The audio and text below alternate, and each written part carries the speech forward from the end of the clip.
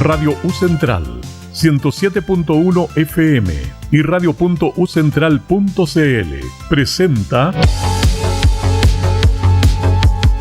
Habitar es Humano, un programa donde se abordan temas del día a día sobre nuestro habitar en la ciudad y la calidad de vida en nuestros barrios, añadiendo una perspectiva fresca y diferente desde el paisaje, lo cual nos permite incluir en la conversación a la ecología y la ciudad. En el habitar es humano, como también lo es vegetal y animal.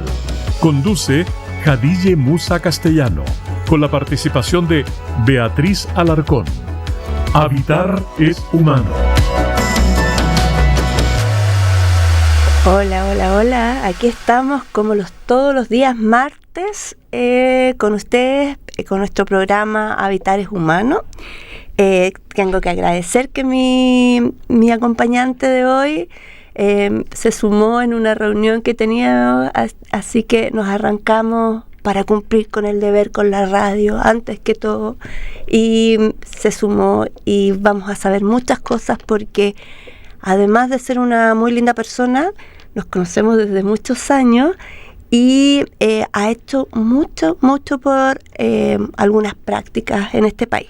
Antes de presentárselo, voy a leer su como un currículum súper abreviado porque no terminaría el programa si lo vemos. Y entonces presentarles a nuestro querido Miguel García. Él ha trabajado con más de 20 años de trayectoria y actualmente participa en la unidad de transferencia del Centro Internacional Cabo de Hornos. Su liderazgo institucional incluye casi una década en la dirección del Instituto de Patrimonio Turístico y 8 años coordinando el área de turismo de la Fundación Eurochile. Ha participado en proyectos estratégicos para Chile, destacando la activación del ramal Talca-Constitución, el plan de ecoturismo en la provincia antártica y Estrategia Nacional de Trenes Turísticos. Los estudios de capacidad de carga turístico de Torres del Paine, Isla de Pascua y San Pedro de Atacama, entre otros lugares maravillosos de nuestro país. Ha sido docente, conferencista a nivel nacional e internacional en universidades de 7 países. ¿Qué tal, Miguel? Y no les cuento que es magíster y está actualmente haciendo su doctorado. Muy bien, muy contento de estar contigo, Jadille. Muchas gracias por la presentación.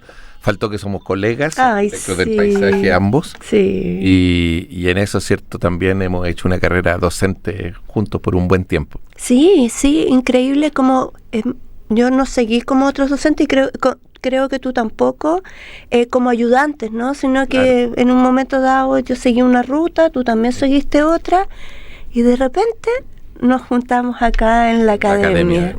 Sí, así que muy ambos hemos bonito. sido también directores de la carrera de arquitectura del paisaje, ¿sí? Y ahora somos docentes de ella. Ahora somos docentes. ¿Sigues como secretario de la carrera? Sí, secretario de estudios de la facultad. Muy bien, sí, eso también es súper importante, ¿no?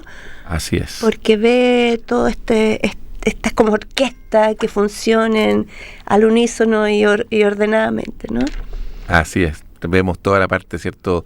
El soporte académico para que puedan realizarse todas las actividades docentes, formativas de nuestros estudiantes. Qué bueno, porque a veces uno, viendo como esta coyuntura de quién maneja algunos temas de la universidad, se pierden tantas autoridades que de repente existen y que uno no sabe, o al menos los estudiantes, cuál es su función, ¿no? Así es. Así que muchas gracias. De nada, estoy muy contento de estar con usted. Ay, lindo, gracias por venir. Muchas gracias.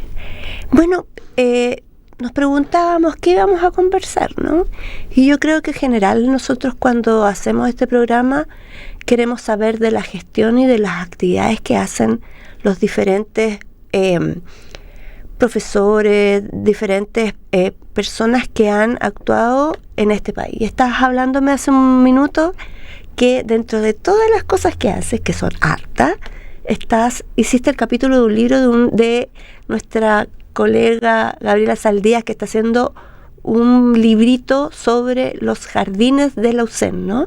Así es, nuestra colega está compilando, ¿cierto?, un libro muy interesante donde nos ha pedido capítulos a todos los docentes sobre estos espacios que en el fondo se transforman en laboratorios vivos para nuestros estudiantes. No son más que jardines, son espacios donde estamos interactuando con la naturaleza, con los sistemas vivos, y de esa forma, ¿cierto?, también han formado parte de la historia de esta hermosa carrera, ¿cierto?, que es la arquitectura del paisaje, donde obviamente la relación entre naturaleza, diseño, ciudad, se transforman en una profesión que requiere, más que laboratorios tradicionales, estos espacios naturales que tan bien nos hacen además. Sí, eso de salir del aula cerrada, yo siento que yo a veces me pregunto cómo hay profesores que están todo el día ahí y después salen de una clase a la otra y vuelven a estar ahí sin querer salir. No sé, a mí me cuesta mucho no sacar a los estudiantes a caminar por la ciudad, a mirar dónde vivimos. A mí me toca cosas de impacto ambiental. Los impactos ambientales no están en el sur ni en el norte, sino que a veces están conviviendo con nosotros, ¿no? Así, pues parece que están en todas partes un poquitito donde está presente el ser humano. Hay mayor o menor nivel, ¿cierto?, de impacto, y para nosotros el tener estos espacios y poder salir, no solo a ellos, ¿cierto?, en general poder salir. Tenemos mucha actividad de terreno con nuestros estudiantes, es una gran oportunidad para conocer, pero también lo más relevante después de conocer, lo veíamos hoy día en una jornada de evaluación que teníamos, para proponer soluciones. Sí. Entonces yo creo que ahí hay un gran aporte de la arquitectura del paisaje, en general una carrera poco conocida en Chile, pero muy relevante a nivel mundial, para poder, ¿cierto?, efectivamente hacer más amigable esta relación entre el ser humano y los espacios donde habita, y también mediar, ¿cierto?, con la naturaleza. Sí, porque yo siento que, bueno, la pandemia hay un antes y un después de como nuestros sentimientos hacia la naturaleza, ¿no? Una de las cosas que uno siempre registró, y lo vio en las redes sociales, lo vio en muchos, esa como imposibilidad de salir. Lo que antes era un cotidiano, moverse por la ciudad sin importar nada, a este impedimento de salir sin un permiso, ¿no? Y ahí nos dimos cuenta de que la ciudad estaba al debe, ¿no?, de espacios públicos con vegetación, donde podíamos estar. ¿Qué piensas tú de eso? No, impresionante. A mí realmente una de las cosas que me impresionó de la pandemia, además de lo personal, ¿cierto?, que a todos nos cambió nuestros hábitos. Hablamos, de hecho, en filosofía ambiental de los hábitos que tienen los seres vivos, que son los habitantes y que de una otra forma habitan estos hábitats. Sí. Entonces, hábitos, habitantes y hábitat hacen las 3H, ¿cierto?, que nos permite entender a todos los seres vivos con los cuales compartimos, que somos todos cohabitantes de este mismo espacio. Entonces, en ese momento uno comprendió que uno era uno más, y que en la medida que si uno se restaba de estos espacios, eran otros los que lo iban a ocupar, porque obviamente los pájaros no tenían pandemia, los pumas tampoco, y vimos pasear pumas por la ciudad. Zorro. Entonces la naturaleza está muy viva y está muy, muy cerca, y mucho más cerca de lo que nosotros pensamos. Hemos visto diseños de ciudades chinas, ¿cierto?, donde no es la ciudad la que se abre paso en la naturaleza, sino que la naturaleza es la que se abre paso dentro de la ciudad.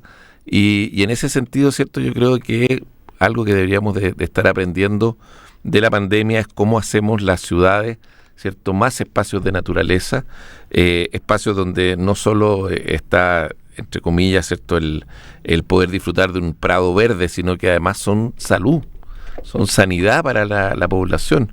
Son espacios donde se recupera la salud mental, son espacios donde la ciudad y sus habitantes, ¿cierto?, y cohabitantes tienen una oportunidad de poder reflexionar, de poder compartir, de poder sentirse vivos. Así que yo creo que ese fue como el gran aprendizaje para mí de la pandemia, y los espacios yo naturales. Siento, pero también me sorprendió que cuando no pudimos salir, la gente hacía colas en los malls. Ahí como esas disociaciones, hablando de las disociaciones, que estábamos hablando de cómo las personas que necesitamos naturaleza, después la gente hacía colas para comprar algo. ¿Qué nos pasó? No, yo creo que tampoco tenemos que ser ciegos, ¿cierto?, frente a una realidad, y volvemos a analizarlo con la misma herramienta. Es un hábito. Son parte de los hábitos de estos seres humanos que habitan que nos hemos acostumbrado y nos han acostumbrado, ¿cierto?, a través de una serie de herramientas, entre ellas, ¿cierto?, la publicidad, entre ellas las herramientas de consumo, sobre todo, a que nuestra satisfacción está, entre otras cosas, en consumir. Algunos más, otros menos, dependiendo, ¿cierto?, cuánto se han integrado a esta lógica. En ese sentido, el hábito, ¿cierto?, del consumo es un hábito que ojalá pudiésemos erradicar, pero sin duda también forma parte de los hábitos regulares de la sociedad. Y lo que hay que empezar a entender que tenemos que compartir con ese hábito, y ojalá ese hábito también lo podamos involucrar en estos espacios de naturaleza donde entendemos que vamos a vivir mejor. Sí, pues ayer me tocó escribir para una nota que me pidieron de comunicaciones, un saludo para mi amigo Philip, sobre los plásticos. Están muy preocupados en la región de Tarapacá porque ha aumentado de forma significativa este verano el uso de plásticos, especialmente de un solo uso, ¿no? Y que ellos se ven enfrentados a lugares muy importantes, pensando ahora que hay un parque nacional de el desierto florido, hay avistamientos de ballenas, hay una serie de productos, tú como experto de turismo, dentro de este lugar, y el encontrar plásticos en todas partes es un problema. ¿Cómo lo ves tú, el plástico? Que lo íbamos a conversar, me acuerdo, en un capítulo de esto, seguimos con el problema con el plástico, ¿no? Sí, pues y en esas, o sea, bueno, el plástico en sí y algo de lo que no nos habíamos dado cuenta, ¿cierto?, que son los microplásticos, que hoy día, porque claro, para nosotros es un gran problema el plástico visible porque nos contamina visualmente, en primera instancia. También es un problema para nuestros cohabitantes porque se enredan en los plásticos, físicamente, ¿cierto?, mecánicamente tienen problemas, y hemos visto tortugas con los six-pack, ¿cierto?, atravesados, o distintas aves que se le enredan en los pies y terminan muriendo porque no pueden volar, etcétera. Entonces ahí hay distintos niveles donde el plástico nos está afectando, ¿cierto? Sí. Un nivel donde es el plástico visible, que además nos contamina visualmente, y eso en las regiones del norte y en La Pampa también se aprecia mucho porque lamentablemente, claro, en las regiones más boscosas el plástico se esconde, se ve menos, ¿cierto? Pero donde el paisaje es más abierto, tiene menos elementos. Hay menos precipitación también. Menos precipitación, se hunde menos. Entonces, desde esa perspectiva, tenemos esta segunda mirada del plástico como elemento contaminante visual.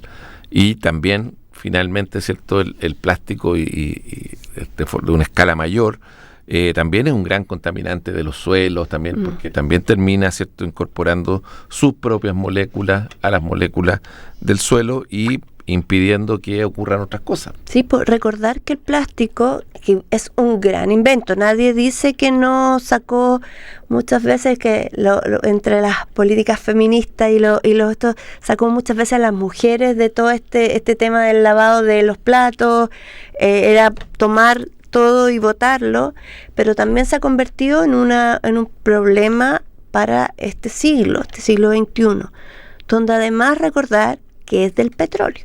No, el plástico no es algo, porque aunque se vea clarito, se vea de colores muy agradables, viene del petróleo, cual es uno de los grandes proveedores de gases de efecto invernadero, ¿no?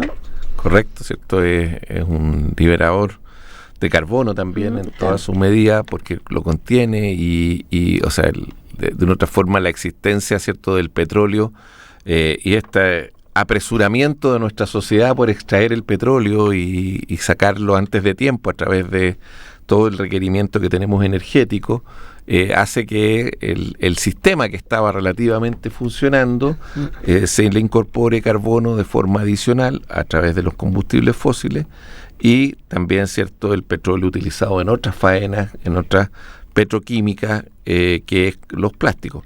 Entonces, de esta forma nos damos cuenta cómo hay elementos que nos pueden dar gran utilidad en algún momento, pero su uso indiscriminado, Claro. fundamentalmente motivado por el consumo indiscriminado, nos trae estos problemas que hoy día son reales, concretos, los vemos. O sea, creo que de eso no hay necesidad de tener más evidencia. Mira, últimamente algunos seres humanos que están dirigiendo algunos países no necesitan tanta evidencia para decir lo que se dice y que todo el mundo crea.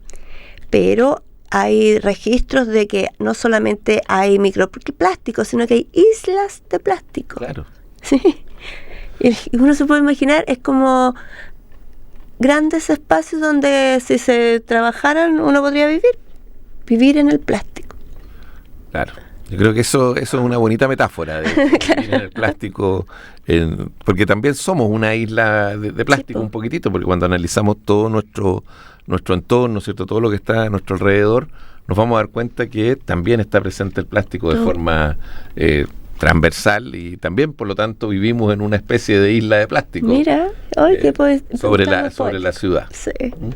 No, sí, la ropa. Me acuerdo que antes, bueno, siempre con la reivindicación de las mariposas nocturnas, pero hay otras que son más pequeñas y que sí comen la ropa. Ahora ya no comen, no tienen que comer porque es casi todo plástico. Ya hasta las lanas no son lanas naturales, son todo plástico. Todas las fibras plásticas. Sí. Bueno, dentro de estas miradas, ¿cómo la arquitectura del paisaje podría ser parte de la solución? ¿Cómo lo ve un docente que lleva mucho tiempo, además, trabajando en temas turísticos? A mí me gustó mucho un dato que hicieron el otro día, que hablaban que en Chile y en Argentina, estamos bien che últimamente,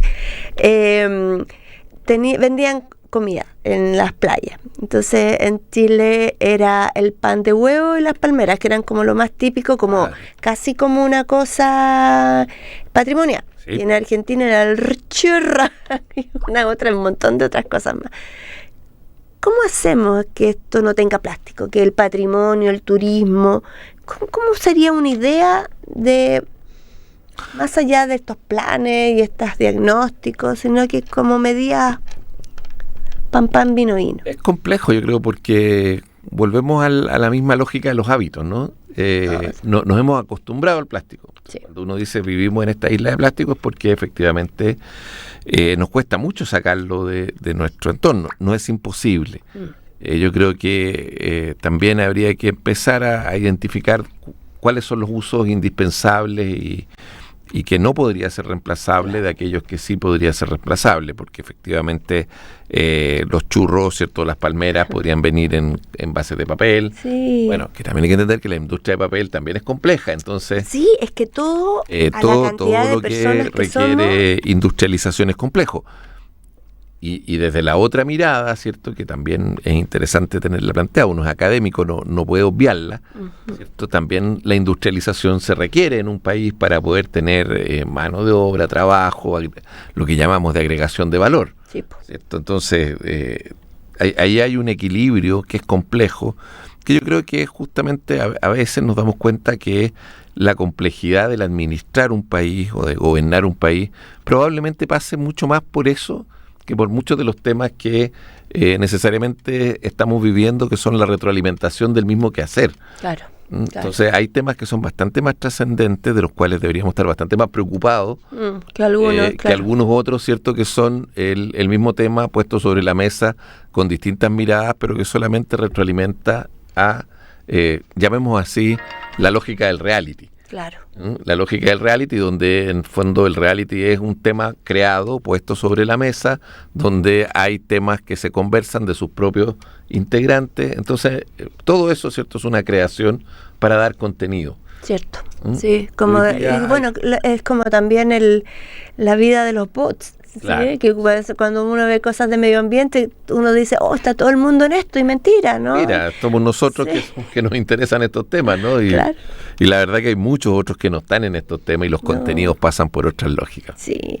Bueno, hablando de eso de los contenidos de las redes sociales, no sé si tuviste estos últimos... que encuentro, de verdad a mí me cuesta mucho, porque yo tengo una relación con la fauna un poco más profunda, no sé, por mi vida, ha sido el que hayan sacado y tirado los polluelos de un edificio en Maitencillo, ¿no? Entonces, esta relación, y que también hubo un proyecto, bueno, yo trabajaba en el zoológico, de que esta misma actividad de matar a los polluelos, principalmente botarlos de la isla de los pingüinos que está ahí en Algarrobo, porque los botes y toda esta cofradía marítima les ensuciaban, porque las gaviotas quieren predar a los huevos, pues ellas comen de todo, ¿no? Y comen, son ¿cómo se dice eso? Como que... Carroñeras. No, más que carroñeras, son como oportunistas, ¿no? Sí. Lo que encuentran ellos se lo comen. No sé si han visto los videos cuando la gente está comiendo y se lo llevan. Y son súper oportunistas y son esencialmente comedoras de todo. Se parecen a mí. Y como se paraban en las maderas de los yates, que son muy finas y muy buenas, hubo hace como el 2007, una cosa así, botaron todos los huevos y todas las cosas que había en esa isla, y era la segunda postura de los pingüinos de Humboldt, que ahora están en una categoría de peligro, que salieron de la UICN como vulnerables, sino que en Chile los pingüinos de Humboldt son especie que está en peligro de extinción. ¿Qué piensa un arquitecto del paisaje, ex ecólogo paisajista, sobre esto? ¿Cómo lo ves tú? A un ecólogo paisajista, digamos, no hemos perdido. De veras, seguimos aún. Bueno, yo creo que es terrible cómo el ser humano intenta apropiarse de espacios que de una otra forma nuestros cohabitantes ya han poblado, a partir además de requerimientos tan, llamémoslo así, tan poco relevantes, superfluos, ¿cierto? No entender la vida y no entender que la vida que está a nuestro alrededor además es parte de nuestra vida, o sea, nuestra existencia está presente, ¿cierto? Porque está esta otra existencia presente. Y en ese sentido es muy relevante, ¿cierto?, que esas personas que de una u otra forma hacen esto, sacan estos huevos, reflexionen, ojalá, ¿cierto?, como grupo social, porque esto en el fondo son decisiones que se tomaron en alguna reunión, probablemente directorio, todos los dueños de yate ahí, claro. ¿Qué vamos a hacer? Tengan una comprensión del mundo un poquitito más allá de su metro cuadrado. Esa comprensión, ese nivel de comprensión del mundo justamente es el que nos lleva a la crisis en la que estamos. Entonces, yo como arquitecto del paisaje me pregunto, ¿cierto?, ¿cuál es el paisaje que ellos quieren contemplar? ¿Quieren contemplar una fotografía, ¿cierto?, puesta junto a su yate, o quieren contemplar ese paisaje del cual además nos jactamos como chilenos, sí, ¿cierto? Este país que tiene paisajes tan espectaculares. Y que vienen los turistas de afuera a verlo. El valor de ese paisaje justamente se sustenta en la existencia de estos cohabitantes con los cuales de una forma nos relacionamos. Y no solo los que vemos, sino que también los que no vemos, la invisibilidad, ¿cierto?, de aquello. Nosotros estamos trabajando el tema de los micropaisajes, aquellos paisajes que no vemos a simple vista, ¿cierto? Son paisajes que también aportan a que se sustenten los otros paisajes. Y en ese sentido, ¿cierto?, hay una correlación ahí donde el ser humano y sus prácticas, ¿cierto?, o sea, el habitante y sus hábitos tienen que hacerse responsables de su hábitat. Y yo creo que ahí, ¿cierto?, ese ejemplo que diste, Jadilla, es súper decidor de cómo somos capaces de nosotros mismos eliminar a algunos de nuestros habitantes que nos acompañan por condiciones que son totalmente injustificadas desde el punto de vista real del sustento de la vida. Ya, y esto, finalmente, si uno lo ve con un pragmatismo real, esto puede traer daños puede traer presencia de otras especies, Sí, po. ¿cierto? Que no están hoy día presentes Ellas limpian, justamente porque sí. están estas, Sí. presencia de enfermedades, o sea, hay que entender que el sistema está en un cierto equilibrio. Cuando vemos poblamiento de ciertas especies, ¿cierto? En algunos lugares es porque algo está pasando ahí. Y lograr entender eso de una forma un poquitito más sistémica, como probablemente muchos de ellos ya entienden los mercados, ya entienden otras cosas. Bueno, Europa que Sería viene de interesante vuelta, que sí. aprendieran también que esto tiene consecuencias, ¿cierto?, muy relevantes, a lo mejor en el mediano plazo, pero también estarían preocupados de sus hijos. Bueno, vamos a hacer un corte musical y que nuestro Francisco querido ahí nos va a permitir tener una maravillosa canción.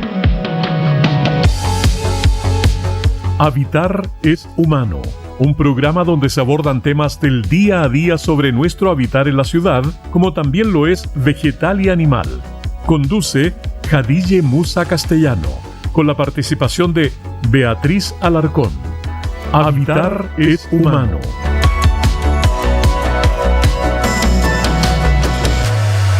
No, como siempre, Francisco, dándole. Amo, por favor, de verdad, Stranger Things es muy, muy buena. Toda la gente dijo que era malo al final, a mí me encantó. Medio largo algunas cosas, pero me encanta. Así que la recomiendo y ahora va a haber una temporada 6. ¡Ay, qué bueno! Porque no se acaba el monstruo, ¿no? Bueno.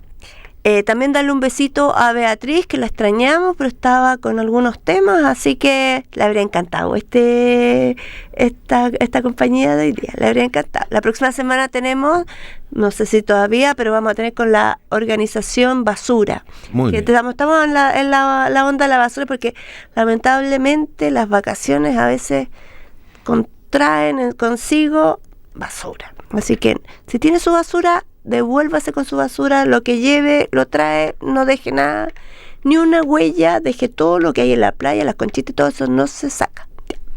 Después de ese aviso, ¿se acuerdan que antes de esta canción, Miguel es secretario de facultad, de estudios de la facultad, docente, magíster, en estos momentos está haciendo doctorado, arquitecto del paisaje, también director de la carrera de arquitectura de la escuela en esos tiempos, ¿sí?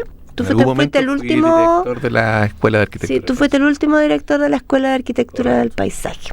Así es. Bueno, pero además es un investigador muy elocuente en temas muy diversos, y él habló de algunos temas que hablan de escala, y él habló de la microescala, paisajes micro, paisajes pequeños. ¿Qué es eso, Miguel?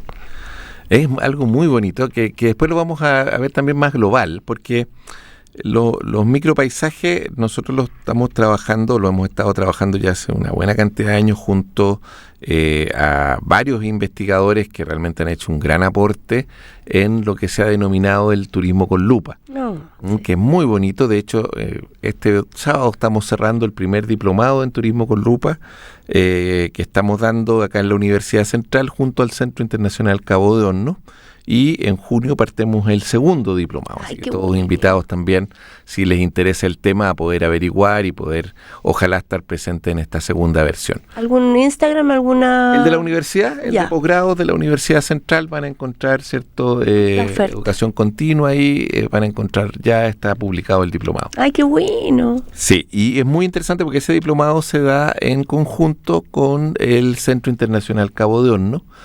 Entender que justamente esto de las microescalas, más que solamente pensar en la lupa física, ¿cierto?, que nos acerca a realidades ópticas menores, a escalas menores, es la aplicación de algo que se llama la filosofía ambiental de campo, que es poder tener y ser capaz, justamente igual que estos señores, ¿cierto?, del club de yate, poder tener las otras lupas, poder tener la capacidad de mirar las cosas con otras miradas. Esas otras miradas nos van a ayudar a entender, ¿cierto?, que esta relación habitante, cohabitante, hábitat también tiene distintas perspectivas, tiene distintos lenguajes en la construcción de los saberes. Y esos distintos lenguajes y perspectivas también nos hacen comprender esta relación más allá, ¿cierto?, de la sola relación unidireccional que es la que habitualmente le damos a la vida.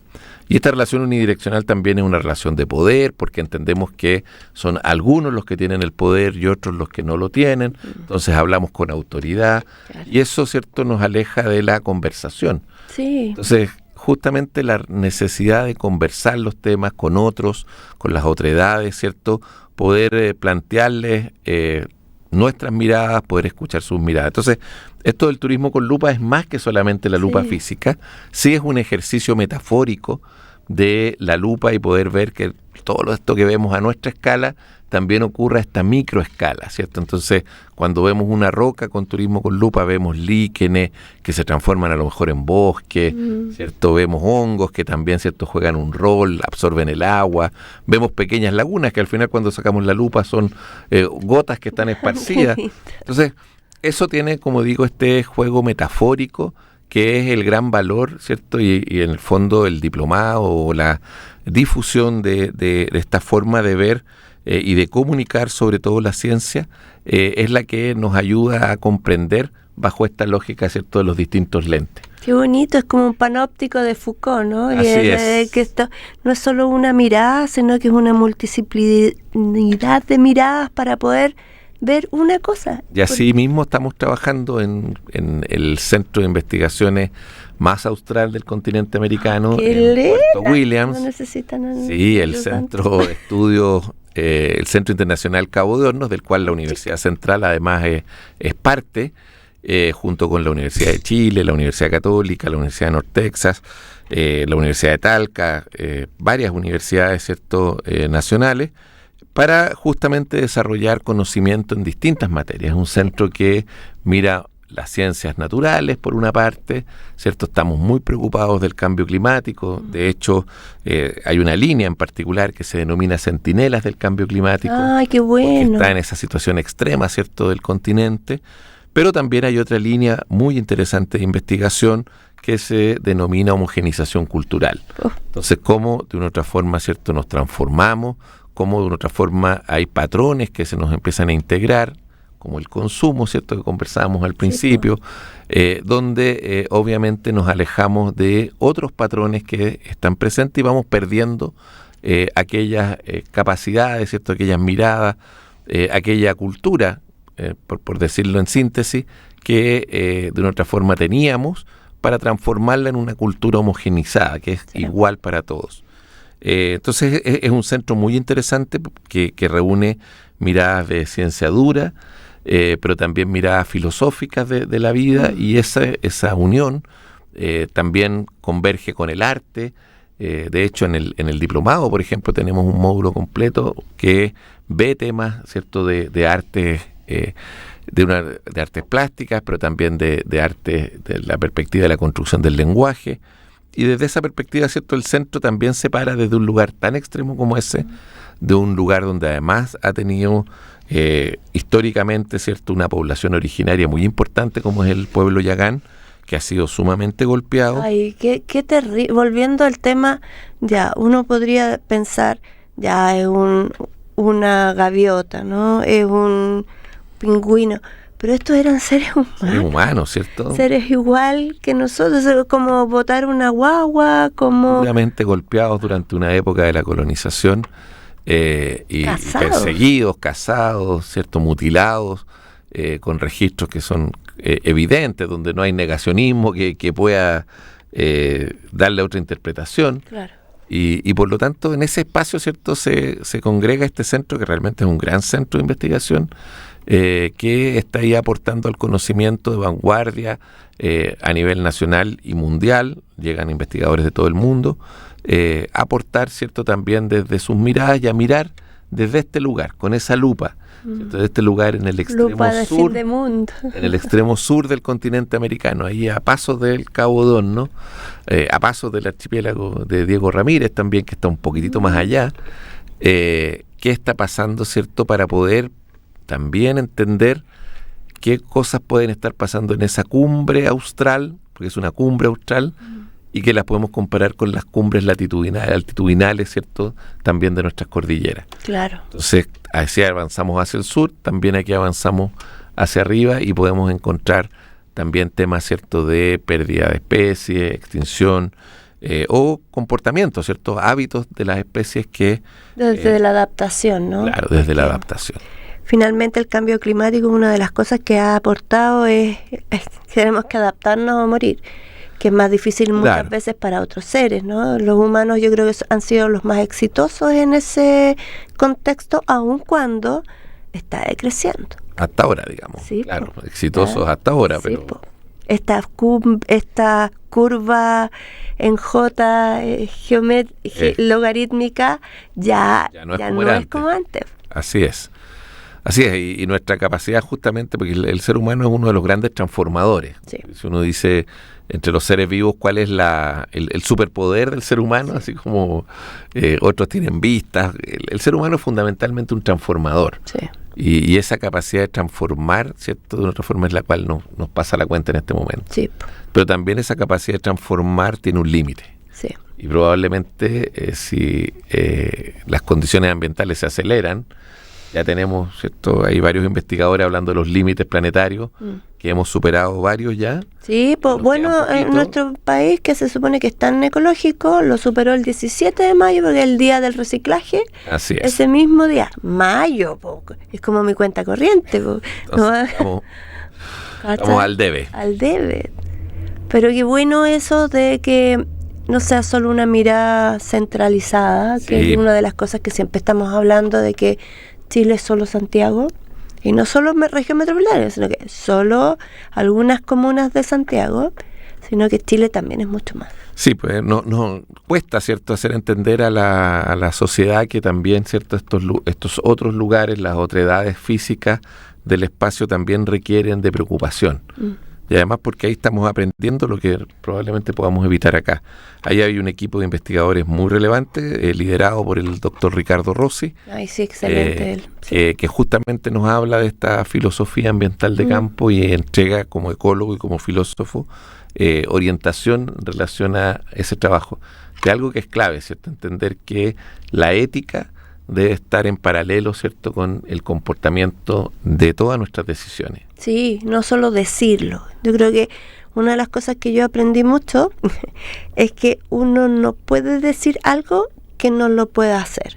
Me pasó a mí que siempre hablaba de adoptar un perrito. Entonces, adopté un perrito que había perdido a la mamá, que era así como de 1 milímetro, y el perrito se convirtió en un monstruo grande, gigante, y yo vivía en departamento, me llegaron los carabineros, para no decir otra palabra, me querían demandar porque el perrito ladraba, gritaba y se comió Entonces es muy difícil optar por ciertas decisiones cuando uno no tiene los espacios adecuados para ello. Por eso es súper bueno, antes de adoptar, antes de tener mascota, mirar si uno posee ciertas condiciones para eso. No es solamente seguir la moda de que yo adopto y no compro, simplemente es ver, es mejor no tener nada antes de tener a alguien, un ser vivo que en condiciones no adecuadas. Qué buen aterrizaje al concepto de la ética, sí, porque en el fondo la ética es cotidiana, no es una asignatura que a lo mejor en algún momento se veía en el colegio o en la universidad. Buena, y que nos llamaba a leer algunos textos, a ver, hay algunos filósofos probablemente, pero la ética es cotidiana y es la que justamente nos ayuda a tomar decisiones. Sí.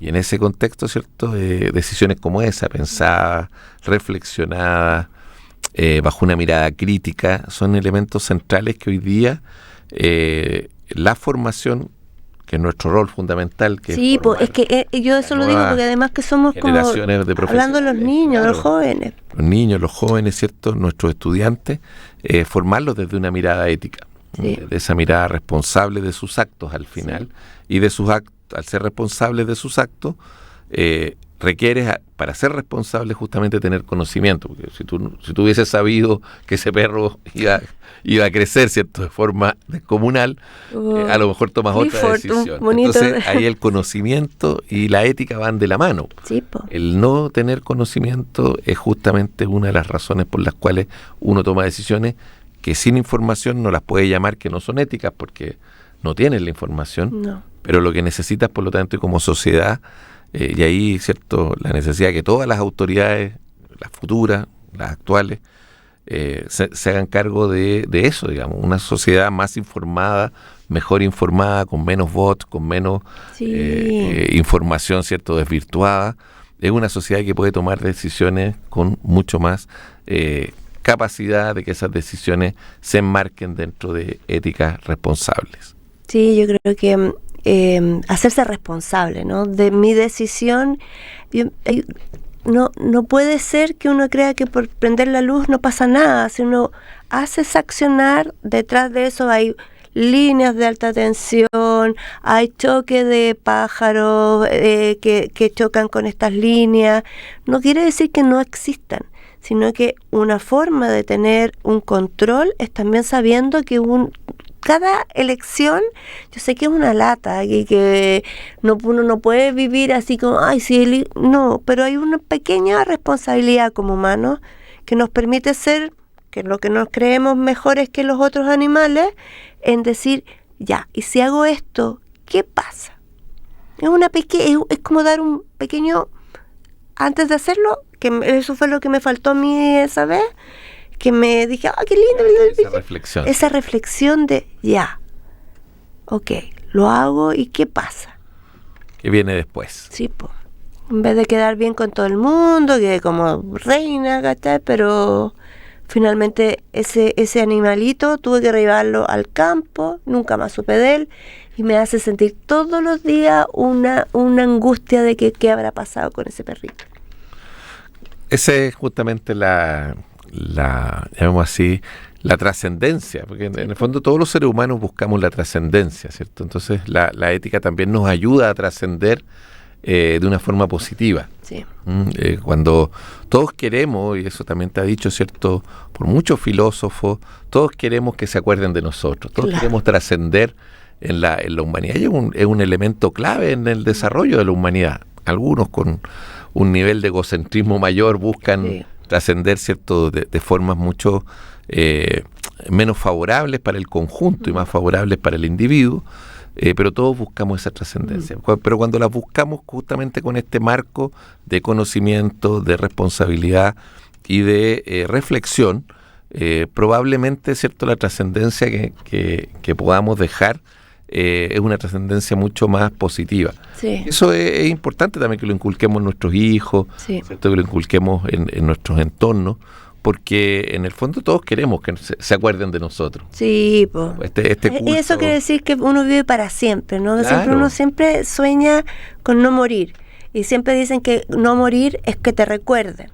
Pero cómo te recuerden es importante. La memoria es clave, ¿cierto? Sí. Es clave la memoria y por lo tanto también es clave de una otra forma partir, de una forma que sea digna, ¿cierto? Sí. Y ahí hay temas que son también muy relevantes. Sí, no son de la arquitectura del paisaje, pero son tan importantes. Claro, pero el paisaje de una otra forma lo conforman todos los seres, ¿cierto? Y todo lo que nos rodea, y hoy día necesitamos paisajes también para esas personas que están a punto de partir. Sí. También tienen derecho, ¿cierto?, a tener una mirada de su entorno que les genere de otra forma estabilidad, reposo. Pero si los perritos, pueden tener una muerte asistida y se pone música, se le habla, se abraza, se pone una inyección y es muy triste, pero es muy digno. Eso es construir, ¿cierto?, ese paisaje de entorno que un paisaje social. Cuando hablamos es algo que nos rodea, es ese ambiente que nos rodea, ¿cierto?,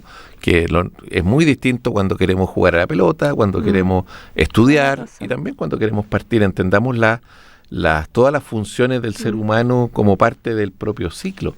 No solo los seres humanos, como tú bien nos decías, del perrito, que recibe afecto, que recibe amor, que entregó mucho amor y afecto, también al momento de partir. Y también, ¿cierto?, es trágico cuando hay personas que han partido sin saber dónde están sus cuerpos, sin que las familias se enteren. Entonces Qué también terrible, recordar en la memoria, ¿cierto?, todas esas funciones va a tener una relevancia también en la construcción de estos paisajes de memoria, donde finalmente es el paisaje el que nos ayuda a recordar a otros. Sí, no podemos... La historia... bueno, y como que él se cuente y que tener varias versiones, porque la historia no se cuenta de un solo. Hoy día estaba escuchando una escritora española que hablaba de que la gente en España, en Galicia, eran tan felices y podían trabajar y tener vida cotidiana muy bien. Entonces decía, claro, no está colonizada, está de afuera, porque decolonizadamente las personas no les alcanza. Bueno, ahora tenemos menos tiempo del trabajo, sobre todo para algunas personas, porque cuando uno lo ve desde un área de poder, yo llego y salgo de la universidad, pero no es todo el mundo así. Correcto. Entonces, mirarlo no siempre desde el poder, sino que mirarlo con los ojos de otro, yo creo que es importantísimo. Volvimos a las lentes. Sí, volvimos a las lentes, ¿cierto? En el fondo, en este roundup, ¿cierto? Por la vida, en el fondo, claro, volvemos a tener esa capacidad de ponernos distintos lentes para poder justamente aplicar miradas éticas y poder entender que todos los seres vivos, ¿cierto? Todos los habitantes son parte de este sistema. Son parte de este sistema y independientes de su edad, independientes de sus decisiones en la vida. De quien amen, a quien no amen, claro, de su color. De sus condiciones, ¿cierto? Físicas, van a ser necesarios para que de una otra forma trascendamos en forma conjunta y en forma individual. Sí. De aquella forma que nos gustaría hacerlo. Yo creo que la sociedad, si uno va persona por persona, no es mala.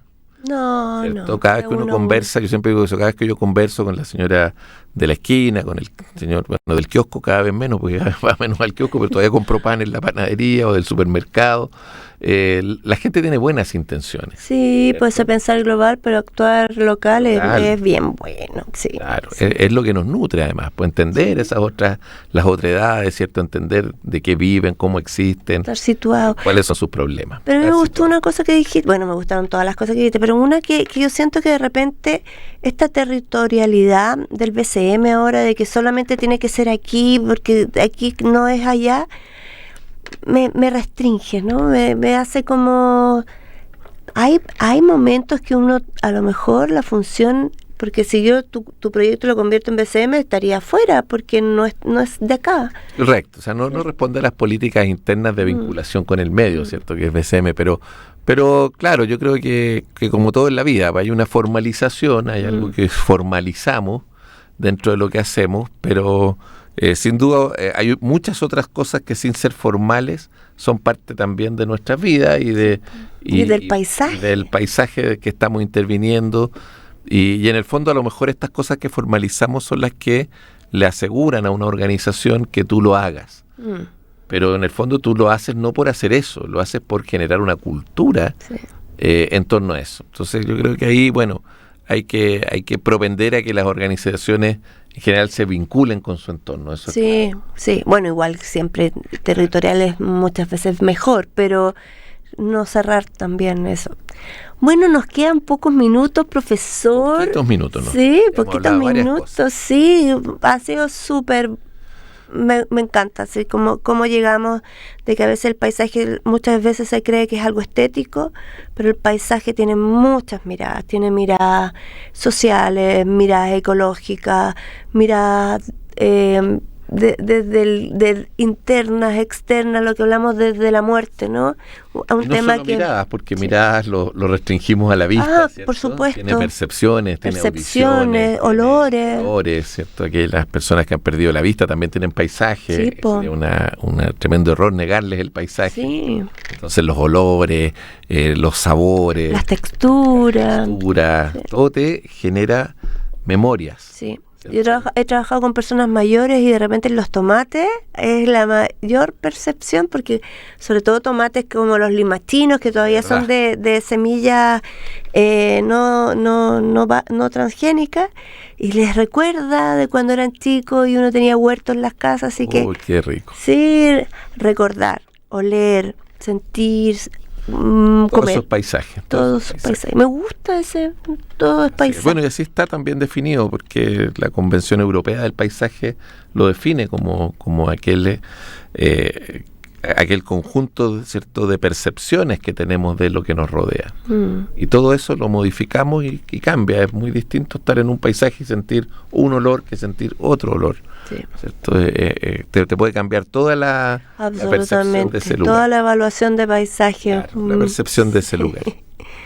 Bueno, agradecer una vez más gracias, a Miguel García, secretario de estudio de la Facultad de Ingeniería y Arquitectura y Paisaje de la Universidad Central, nuestro FINARC. Agradecerte de verdad, gracias. Muchas gracias por la invitación, muy entretenido conversar. Además, como decimos, conversar siempre va a ser entretenido, siempre nos va a generar un aprendizaje. Sí, nos fuimos cortísimo y con la música, bueno, ahora no sé si viene Stranger Things, pero a mí me encantó, así que yo la recomiendo. Me encanta. Ya, vamos a llegar a verla entonces. Chao.